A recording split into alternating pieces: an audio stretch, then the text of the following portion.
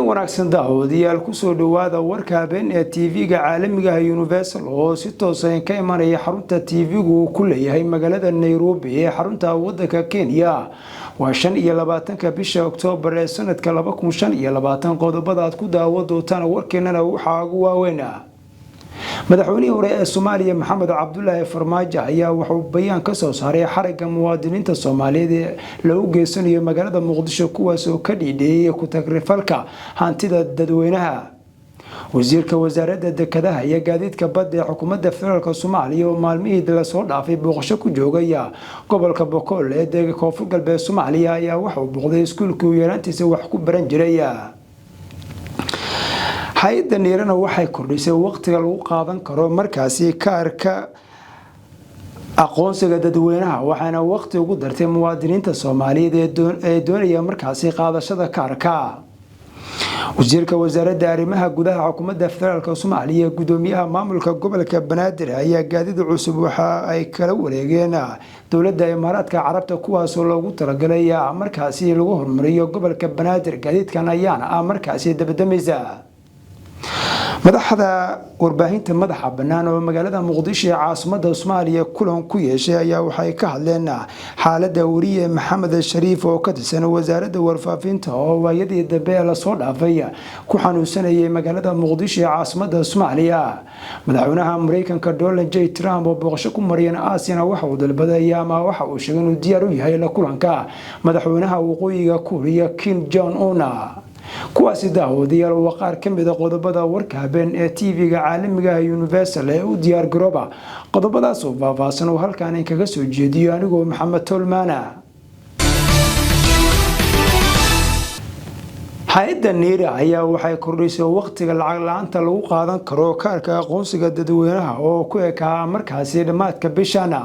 hay'adda ayaana bulshada ugu baaqday inay qaataan kaarka oo muhiim u ah markaasi nidaamka dawladda Soomaaliya sidoo kale si weyn u anfacaya bulshada Soomaaliyeed bismillahir rahmaanir rahiim maanta taariikhdu tahay 27 bishii Oktoobar 2025 waxaan halkan warbixin kula wadaagaynaa saxaafadda oo taabanaysa guulaha hay'addu ay ka gaartay baahinta adeega aqoonsiga qaran wadamada iyo maamul goboleedyada wadanka waxaan rabnaa inaan la wadaagno in ay shaqadu ay u socoto si baaxad leh oo ay uga socoto dhammaan caasimadda iyo maamul goboleedyada inta laga daahfuray hadeer waxaa jira hay'addu waxay awood u yeelatay inay diiwaan geliso u adeegto maalintii 17,000 oo qof oo isugu jira dad la diiwaan gelinayo iyo dad ID la siinayo tiradaas oo ah tiradii ugu badnayd oo ay gaarto waxaan rajaynaynaa insha Allah hadii la hay'admo dhawaan in maalintii la gaaro 20,000 iyo in ka badan in la diiwaan geliyo waxaan rabnaa inaan cadeyno inay jiraan xarumaha xiriir fara badan oo dadku ay runtii baahi weyn u qabaan helidda aqoonsiga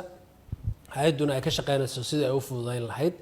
waxyaalaha fududeyn kara oo aan rabno inaan ku wacyigelino bulshada waxaa ka mid ah in hoggaansanaanta safafka iyo nidaamka safafka xarumaha dhammaantood oo aan meelo badan dadku ay aad uga cabanayaan in ay safafkii maamul xumo uu ka dhacay qayb waxa ka qaadan kara bulshada waxaan rabnaa inaan ku baraarujino inay qayb ka noqdaan inay nidaamka iyo safafka la ilaaliyo si dadka si habsami loogu adeegi karo waxaan kale oo rabnaa in si loo maaragtay loo xoojiyo waqtiga shaqada la shaqeynayo waxaan rabnaa inaan 7 subaxnimo ilaa maghribkii waxaan rabnaa inaan sameeyno shifti maghribka ka bilaabanaya ilaa 12 habeenimo waxaan ku bilaabanaa 2 xarumood oo ugu horeyso caasimadda ku taala xarunta degmada Soobe hay'adda Niira iyo xarunta hay'adda ku shaqeysay Boondere ayaan ku bilaabanaa waxaan rajaynaynaa inaan gaarsiino ilaa 5 xarumood oo waaweyn oo habeenkii shaqeyn kara habeenkiina min 1 qof u adeegi kara ayaan ku daraynaa arrintaasi waxay qayb weyn ka qaadan doontaa dadka aan fursad u helin maalintii inay habeenkii fursad u helaan inay iska diiwaan geliyaan culayska waxaa kaloo qayb ka ah dadku inay dawladdu ay fursad siisay oo lacag la'aan dadka lagu diiwaan gelinayay waxaan in bisha Novemberna ay dhiigu free ahaan doona ay ku qaadan doonaan free waxaan rabaa inaan fursadan uga faa'iideysto saasoo kale in ay jiraan meelaha qaybtood dad isku dayay inay dadka lacag ka qaadaan musuqmaasuq iyo maaragtay iyo si aan sharci ahayn hay'addu waxay ku guuleysatay in dad noocaas loo qabtay ay halaamaha amniga ku wareejisay ay hadeerna maaragtay ay marayaan process baaritaanka ah markuu dhamaadana maxkamad la geyn doono dadkaas lagu eedeeyay inay falalkaas ay lug ku lahaayeen waxaan kaloo sameynaynaa inaan dadka uga digno cid kasta oo arrimaha fal ku leh inaad soo report garaysaan waxaanu shaacinay nambaro aad kula wadaagi kardhaan cadaymo ciddii lacag inay weydiisa ama idin dhibta taasna waxaan rabnaa inaad insha allah haddii lahaydmo aysan wixii iska noqon eedayn keliya laakiin ay yeelato cadaymaheeda inaad nagula wadaagtaan nambarada aan la wadaagnay si aan wax uga qabanno dhammaan dadkii naloo soo report garay waxbaan ka qabanay laamaha amniga ayaana ku wareejinay markii aanu helnay dadkaas xarumaha ay yimaadeen arrimaha waxaan rabnaa inaan la wadaagno bulshada Soomaaliyeed inay mar kastaba oo meel shaqo laga qabanayo ay xiriirku u badanayo iyo maaragtay nidaamka inay caawiyaan shaqaalaha oo waqti dheer shaqeynaya qaybtood 12 saacadood adeegaya waxaan rabaa inay qayb ka noqdaan si shaqadu ay u fududaato iyaguna ay u fududeeyaan insha Allah hadii la haydmo waxaan siyaadin doonaa saasoo kale oo kooxo haddana magaalada ka shaqeeya magaalooyinka qaybtood oo guurguura oo maaragtay si iyadana culayska qayb ka noqon doona insha Allah hadii la haydmo waxaanu furnay hadda intii bishan lagu jiray 4 xarumood oo dheeraada oo caasimadda ah waxaan kaloo furanaa 17 xarumood oo maamul goboleedyada ah ayaan iyagana furaynaa waxyaalahaas oo dhan waxay qayb ka yihiin maaragtay dadaalada aan culayska ku yareynayno waxaan rabnaa insha Allah hadii la haydmo inaan sii wadno oo sii xoojino si aan u xaqiijino yoolka dawladda ee ah in qof kasta oo muwaadin oo Soomaaliyeed inuu ID helo oo maaragtay adeeg uu ku heli karo madaxweynihii hore ee Soomaaliya Maxamed Cabdullaahi Farmaajo ayaa wuxuu bayaan ka soo saaray xariga lagu geysanayo magaalada Muqdisho ee caasimadda Soomaaliya muwaadiniinta Soomaaliyeed ee ka dhiidhiyay ku takrifalka hantida dadweynaha oo si weyn loogu eedeeyay dawladda Soomaaliya madaxweynihii hore ee Soomaaliya Maxamed Cabdullaahi Farmaajo ayaa bayaan wuxuu ka soo saaray xariga muwaadiniinta Soomaaliyeed ee lagu xiray magaalada Muqdisho ee caasimadda Soomaaliya kuwa oo ka dhiidhiyay ku takrifalka hantida dadweynaha waxaan cambaareynaya xariga iyo tacadiga loo geystay muwaadiniinta Soomaaliyeed ee u istaagay markaasi matalaada iyo difaaca xuquuqda dadka lagu barakiciyay ee suuqa Sinai ee magaalada Muqdisho ee caasimadda Soomaaliya kuwaas oo ay ka mid yihiin Cabdi Shidane iyo waliba Cabdullaahi Cabdi Maxamuud iyo waliba muwaadiniin kale muwaadiniintan ayaa waxay si nabad ah ugu halgameen xuquuqda dadka nugul ee halkaasi ku nool ama deganaa si looga hortago barakicin iyo khasaare dhaqaale oo ballaaran codkoodana meeshii la dhageysan lahaa waxaa loo adeegsaday awood ciidan iyo waliba xariga sharci darro ayuu yiri madaxweynihii hore ee Soomaaliya Maxamed Cabdullaahi Maxamed Farmaajo taa oo ka turjumaysa in laamaha amniga dawladda Soomaaliya loo adeegsanayo dana gaar ah oo waafaqsan markaasi dastuurka Jamhuuriyadda Soomaaliya madaxda dawladda federaalka Soomaaliya iyo laamaha amniga ee qusayso waxaan ugu baaqayaa in si degdeg ah loo sii daayo dhammaan dadkaasi lagu xiray magaalada Muqdisho lagana markaasi waantoobo tallaabooyinka xadgudub ku ah xuquuqda muwaadiniinta ee markaasi uu damaanad qaaday dastuurka ku meergaarka ee Soomaaliya gaar ahaan xorriyadda hadalka iyo waliba isku soo baxyada ayaa lagu soo gabagabeeyay qoraal uu soo saaray madaxweynihii hore ee Soomaaliya ka oo ku saabsan xadgudubka lagula kacayo muwaadiniinta Soomaaliyeed ee ka dhiidhiyay ku takrifalka hantida ummadda Soomaaliyeed wasiirka wasaaradda dekedaha iyo gaadiidka badda ee xukuumadda federaalka Soomaaliya Cabdulqaadir Maxamed Nuur oo booqasho ku maray maalmihii la soo dhaafay degmada Waajid ee gobolka Bakool ee koonfurta Soomaaliya ayaa wuxuu booqday iskuulka yaraantiisa ka soo bilaabay waxbarashada ka oo ay ka bixeen mas'uuliyiin salsare oo ka tirsan dawladda Soomaaliya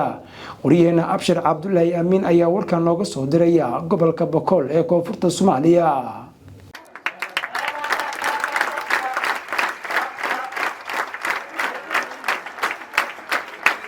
sidaad arkaysaan waxaan joognaa iskuulka hoose dhexe iyo sare ee degmada Waajid ee gobolka Bakool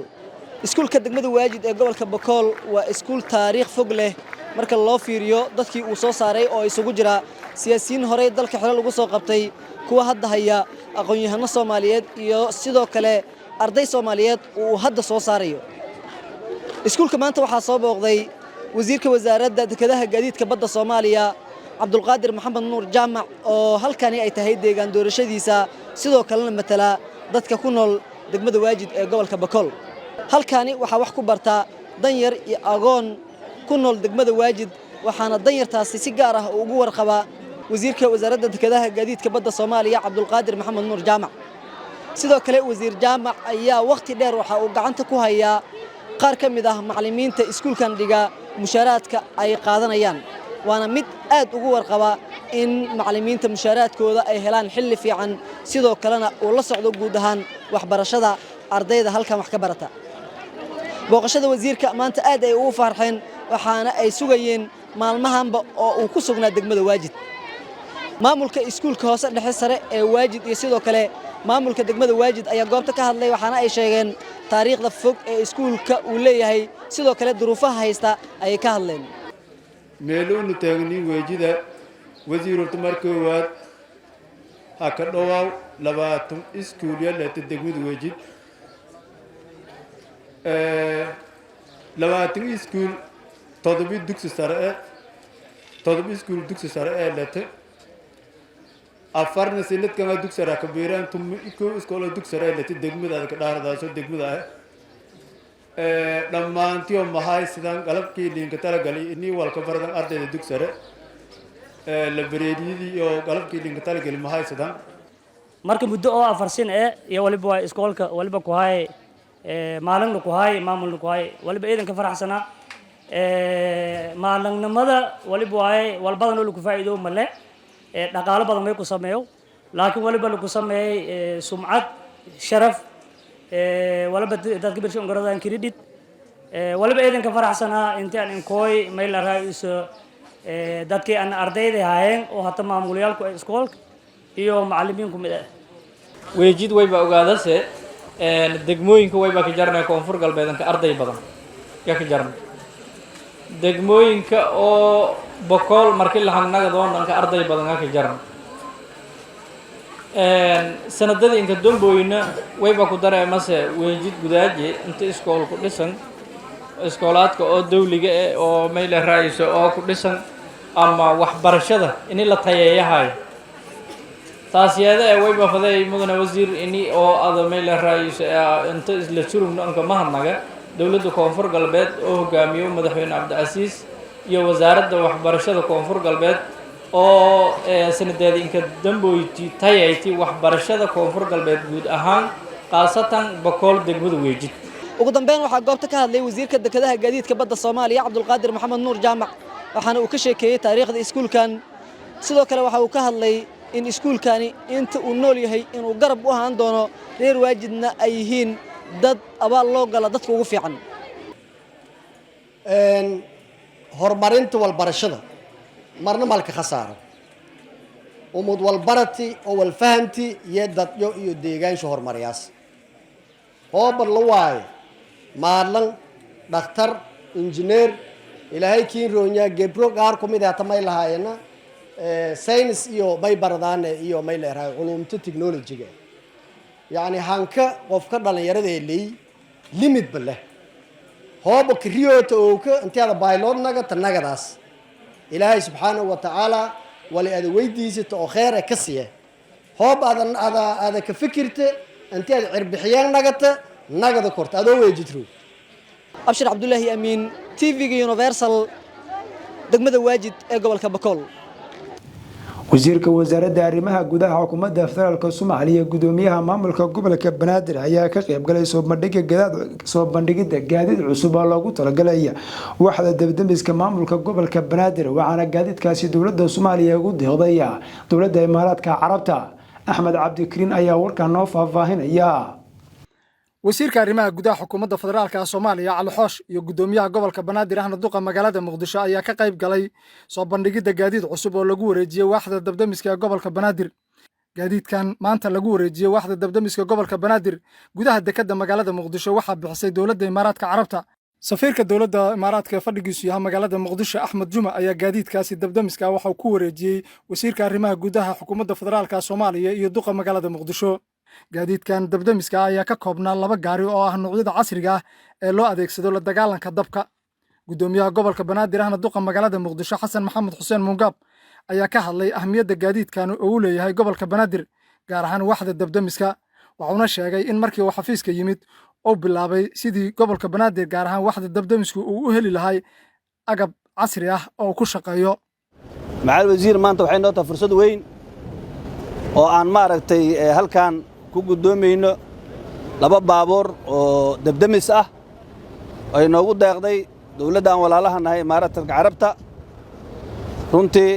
aad iyo aad baan ugu mahadcelinaynaa inay si degdeg ah uga jawaabeen saacad safiir mar aan ballan kula qaatay magaalada muqdisho xafiiska duqa magaalada oo aan codsi rasmi ah oo qoraal aan ugu gudbino baahiyaheena si u kala horeeyaan waxaa kamid ahaa inay noogu deeqaan gaadiidka gurmadka degdega ah iyo gaadiidka nadaafadda wadooyinka bacdamaa magaalada laamiyadeeda la dhisay iyo bacdamaa magaalada runtii suuqyadeeda iyo maraafiqdeeda caamka ay ku soo laalaabteen maaragtay yacni waxaan ku leeyahay dibab gaadiidkan aad noogu yar yahay ayaan codsi hordhac oo degdeg ah u gudbinay inuu si degdeg ah noogu soo jawaabay safiirka oo dawladda imaaraadka carabta halkan u fadhiya waan u mahadcelinaynaa waxaan rajaynaynaa dacmigan runtii wuxuu aad yacni kaalin weyn ka qaadan doonaa awoodda kooxdeena dabdamiska ay u yeelan doonto inay si degdeg ah ugu gurmato markay dhibaatooyinkaas kale ay dhacaan ilaah naga hayo ayay maaragtay door weyn ka qaadan doonaa waxaan rajaynaynaa inay noqoto bilow wanaagsan oo ah yacni wax badan oo daad ah naga soo gaari doono Abu Dhabi ee Muqdisho ka soo gaari doono oo ah taageero dhinac kasta leh haddii Ilaahay yiraahdo waxaan rajaynaynaa in ay arrintan runtii waxa la socotaan Muqdisho waxay maraysaa maanta marxalad wanaagsan oo horumar iyo dhinac kasta ay sameynayso markaan tanna waxay noqonaysaa Google dhac oo uu Google xaarayso in maaragtay Muqdisho iyo maaragtay Abu Dhabi aan rajaynaynaa inay mustaqbalka ay mataano noqdaan oo wax badan oo maaragtay khibrad isdhaafsi taageerada ay halkaas noogu yimaadaan wasiirka arrimaha gudaha xukuumadda federaalka Soomaaliya Cali Xoosh ayaa bogaadiyay howlaha kala duwan ee maamulka gobolka Banaadir gaar ahaan waxda dabdamiska kaasi oo sheegay inuu wax weyn ka tarayo howlaha la dagaalanka dabka ee maamulka gobolka Banaadir waan uga mahadcelinaynaa dawladda imaaraadka oo uu ka joogo safiir Axmed gaadiidkan ay ugu deeqeen magaalada Muqdisho oo dabdamiska dalkeennu waa dal soo kabanaya muddo dheer muxuu ahaa duruufihii burburku halleeyeen marka waxyaabaha ugu muhiimsan waxaa ka mid ah gaadiidkan oo kale baa ka mid ah runtii waa yar yahay si markii la eego laakiin inaan maanta meeshaan ku guddoonno wasaarad ahaan iyo duqi Muqdisho iyo madaxdii kale laamaha dawladda waxaan tusaynaa wax kasta oo yar oo nala siiyo xurmada aan ku qaadanayno marka xurmada nagala weyn waxa yar waxaan ka rajaynaynaa magaaladan waa caasimaddii Soomaaliya waa magaalo ay ku nool yihiin mujtamac aad u tiro badan loo oran karo Soomaalida nuskeed baa ku nool waxay qabaan baahi tiro badan oo muxuu ahaa noocyo kala duwan ah waan ka rajaynaynaa dawladda imaaraadka oo weligeed muxuu ahaa nala garab taagneyd taageero inay muxuu ahaa meeshii aan ka daloolnaba naga gufayso waan ka rajaynaynaa duqa magaalada Muqdisho intii yareeda uu joogay hadduu muxuu ahaa macaabilkan ku keenay aad iyo aad buu u mahadsan yahay wax ka weynna waa laga filayaa inuu muxuu ahaa qabto oo waana qabtay Axmed Cabdikariin Maxamed Universal TV magaalada Muqdisho madaxda warbaahinta madaxa bannaan ayaa magaalada Muqdisho ee caasimadda Soomaaliya waxay ku yeesheen kulan looga hadlayay xaaladda wariye Maxamed Shariif oo ka tirsan wasaaradda warbaahinta ee Soomaaliya waayadii dambe ku xanuunsanayay magaalada Muqdisho ee caasimadda Soomaaliya mar kale waxa warkan faahfaahinaya wariyaheena Axmed Cabdikariin madaxda warbaahinta madaxa bannaan oo Muqdisho kulan ku yeeshay ayaa ka hadlay xaaladda Maxamed Shariif oo muddo dheer ka shaqeynayay warbaahinta haddana ku xanuunsanaya magaalada Muqdisho mas'uuliyiinta warbaahinta madaxa bannaan ayaa la kulmay Maxamed Shariif waxayna sheegeen inay garab taagan yihiin oo ay ka caawinayaan caqabadaha haysta intii karaankooda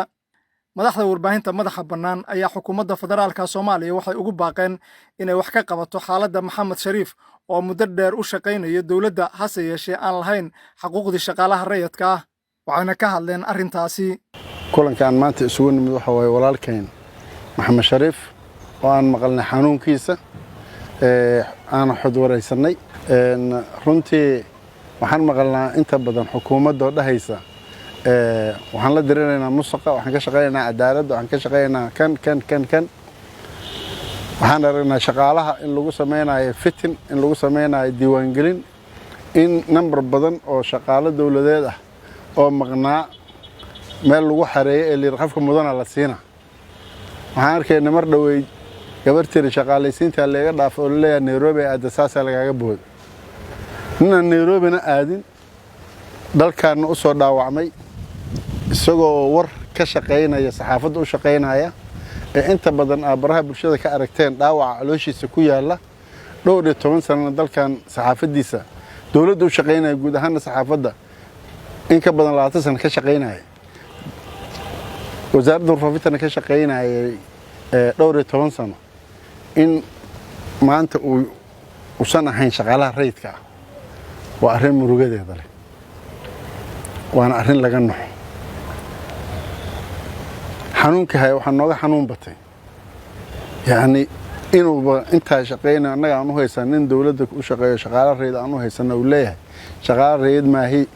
waxaan ahay ku meel gaar ilaa waqtigeena waa joogay gadaashiisna waxaan aragnay boqolaal la shaqaalaysiin xafiiska shaqaalaha rayidka xafiiska ra'iisul wasaaraha on ognahay inay tahay meesha laga shaqaalaysiin shaqaalaha ama laga ilaaliyo xuquuqda shaqaalaha qofka cabasho qaba loo geeyo shaqaalaysiinna ay taalo waxaan ka codsanaynaa Maxamed Shariif inuu helo xuquuqdiisa ilaahayna caafiyo xaaladiisa caafimaad ilaahay uu ka dhigo mid u soo degdegta xanuunkan ilaahay uga dhigo dambi dhaaf haddaba saxaafadda madaxa bannaan kulan ay ku yeesheen magaalada Muqdisho kadib markii uu soo gaartay akhbaarta xanuunka walaalkood Maxamed Shariif ayay waxay isku dayeen bal wixii ay caawimaad ah oo ay markaasi ka geysan karaan runtii Maxamed Shariif sidan muuqata waa nin wasaaradda warfaafinta muddo dheer u soo shaqeynayay telefishinka qaranka u soo shaqeynayay markii dambana tiyaatarka asagoo maaragtay ka shaqeynayay laakiin waxaad moodaa in shaqo ahaan iyo si walba uu u dayacan yahay oo marka loo eego sida loo sheegay inuusan xataa shaqaale rayidka ahaa inuusan xataa ka tirsanayn muddo dheer oo 12 sano oo u shaqeynayo wasaaradda warfaafinta idaacadda dawladda inuu u shaqeynayo runtii markii aan maqalnay in isbitaal uu galay oo isbitaalka neerfaha kadibna lacag uu u waayay isagoo xanuunkiisuna uu aad saayid u yahay sida ka muuqata hadda baad arkaysaan ayaan isku daynay bal in aan maadaama inta badan markii nin saxafiya uu xoogaa si waxan laga noqdo aan mararka qaarkood isugu imaano ayaan isugu nimid maanta waxaan soo booqanay walaalkeen Maxamed Shariifka oo kamid ah wariyaasha Soomaaliyeed ee ruug cadaaga muddo dheerna ka soo shaqeynaya saxaafadda ilaa haddana ka shaqeeya Maxamed Shariifka waxaana soo gaartay dambahda saxaafadda nahay cabashadiisa oo inuu xanuunsan yahay ah oo baraha bulshada xatee la soo dhigo la arkay xanuun awalkii hore oo argagixisada uu ku dhaawacmay oo dhaawacdi ku yiil ka daran inuu haddana xanuunsaday haddana uu nooga sheekeeyay xaaladiisa caafimaad iyo sida uu yahay maadaama Maxamed Shariifka uu ka tirsan yahay wasaaradda warfaafinta iyo warbaahinta dawladda guud ahaan muddo dheer oo sanadana uu ka soo shaqeynayay culayskaas heestana uu soo bandhigay waxaan anaga hadan saxaafadda Soomaaliyeed nahay waxaan isku nahay team qoyska aan leenahana waa saxaafadda marka saxafiyiinta Soomaaliyeed iyo guud ahaan dadka saxaafadda madaxa bannaan ka shaqeeya saxafiyiinta uma kala qaadaan inay madaxa bannaan ka shaqeeyaan iyo inay dawladda u shaqeeyaan laakiin saxafiyiinta dhiban ama dhibaatada loo geysto guud ahaan ay u doodaan u halgamaan u raadiyaan wixii ay u sameey karaan marka Maxamed Shariifka waxaan goosanay inaan tabarucaad aan u sameeyno oo aan walaalkeen wixii aan heli karno xilli adaga lagu jiraa wixii aan heli karno oo aan ku caawi karno isbitaalka soo u kaashada inaan u raadino marka kulankii maanta aan isugu nimaanay muhiimaddu wuxuu ahaa bal awooddeena inta aan garab qaban karno inaan garab qabanno walaalkeen maadaama warbaahinta guud ahaan Soomaaliya aanu hal qoysnahay oo aanu mar walba jecelnahay inaan isgarab qabno qofka dhibaataysanna aan maaragtay kor u soo qaadno waajibna saaran ay tahay mid Soomaaliyeed iyo mid diiniba muhiimadda aan kulanka isugu nimaanay intaas uu ahaa waxaan kaloo inta aanu kulmaynay aanu ka wada hadalnay baaq guud oo aan u jeedinay dawladda si gaar ahaaneed wasaaradda warfaafinta uu ka tirsan yahay bal inay iyaguna il gaara ku eegaan oo sababtuna waxay tahay waxaan xogaa noo cuntami weysay in muddo 12 sanadood qof u shaqeynayo uusan shaqaalaha rayidka ka tirsanayn marka waxaan codsanaynaa oo si adag aan u codsanaynaa waan doonaynaa sida ugu dhaqsiyaha badan in arintaas jawaab laga soo bixiyo shariifka bilxaqiiqda markaan taariikhdiisa dib aan u sheegno waxa uu ka mid yahay wariyaashii ugu horreeyay aan idhaahdo magaalada muqdisho ka howlgalay sagaashameeyadii raggii ka shaqayn jiray saxaafadda waaye waa raggii soo halgamay inkastoo laga dhawaajiyay in hay-addii Horn Africa uu shaqayn jiray haddana waqtiyadii dambe markii la soo gaaray waxa uu shaqaynayay wasaaradda warfaafinta nasiib darro maxamed shariif waa uu xanuunsaday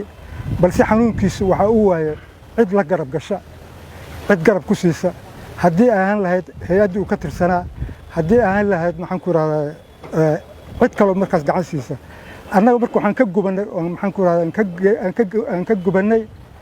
dhibaatada ku dhacday saaxiibkeen iyo daryeelaanta ku dhacday maxamed shariif oo muddo dheer ka soo shaqaynaya warbaahinta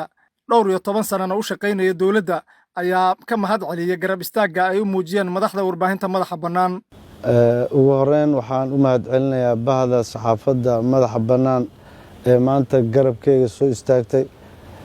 runtii aad uga xumaaday xanuunkan ilaaha keeno oo isoo booqday oo xanuunkeyga la dhibooday iyo dhibaatada xanuunkii haysa isla markaasna wax yaroo markaas isbitaalada iyo kula aado maadaama aan hore u waayay wax aan isbitaal ku aado iyo oo xanuunkeyga aan la jiifay oo neerbaha iyo ilaa haddaba aan xanuunsanahay marka isxilqaanka iyo walaaltinimada iyo bahda saxaafadda ay muujiyeen iyo in isbitaal ay diraan oo isdaaway dhahan aada ugu mahad celinaa bahda saxaafadda waa ila soo xiriireen marka hore xanuunkeyga iga wareysteen kadib waa kan ayagoo socda ii yimideen haddana isbitaal iyo caafimaadkeyga waxaa kula tacaalay ii keeneen runtii walaahi hadalka xataa way dhibaa laakiin aad iyo aada ugu mahad celinaa waxaan leenahay ajri xasaan allah ka siiyo inta joogto iyo inta maqan ee hawshan lugta ku lahayd marka walaalahay aada u mahadsantihiin axmed cabdikariin maxamed universal TV magaalada muqdisho madaxweynaha waddanka Mareykanka Donald J Trump oo booqasho ku maraya Aasiya haatan toddobaadkan booqan doona waddanka Kuuriyada Koonfureed ayaa shaaca ka qaaday inuu diyaar u yahay la kulanka madaxweynaha waqooyiga Kuuriya Kim Jong Un asagoo sheegay inay ka wada hadli doonaan xiriirka labada waddan madaxweynaha waddanka Mareykanka Donald J Trump ayaa muujiyay sida uu diyaar ugu yahay la kulanka madaxweynaha Kuuriyada Waqooyi Kim Jong Un inta uu ku guda jiro booqashadiisa Kuuriyada Koonfureed toddobaadkan isagoo sheegay inuu wali uu furan yahay wada hadalkii uu doonayay muddo inuu la yeesho madaxweynaha Kuuriyada Waqooyi Kim Jong Un isagoo saxafiyiinta kula hadlayay diyaaradda Air Force One ee ka soo duushay waddanka Malaysia kuna sii jeeday Japan madaxweynaha waddanka Mareykanka ayaana waxa uu sheegay waxa uu yiri waxaan jeclaan lahaa la kulanka madaxweynaha Kuuriyada Waqooyi haddii uu jecel yahay la kulankayga mar la weydiiyay haddii uu kordhin karo socdaalkiisa Aasiya si uu u martigeliyo kulankaasi ayuu Trump waxa uu ku jawaabay dabcan haa Kuuriyada Waqooyi ayaa horey u sheegtay in wada hadallada cusub ay dhici karaan haddii Washington ay aqoonsato awoodda nuclear-ka ee waddanka Kuuriyada Waqooyi taa oo haatan ay si weyn u horumarinayso Kuuriyada Waqooyi booqashada Trump ee Kuuriyada Koonfureed ayaa waxaa ka mid ah ama uu la kulmi doonaa madaxweynaha Kuuriyada Koonfureed iyo weliba madaxweynaha Shiinaha guud ahaan daawadayaal qodobkaas ayaa ugu dambeeyay wararka habeenimo ee TV-ga caalamiga ah Universal oo ka imaanaya xarunta TV-gu ku leeyahay magaalada Nairobi xarunta waddanka Kenya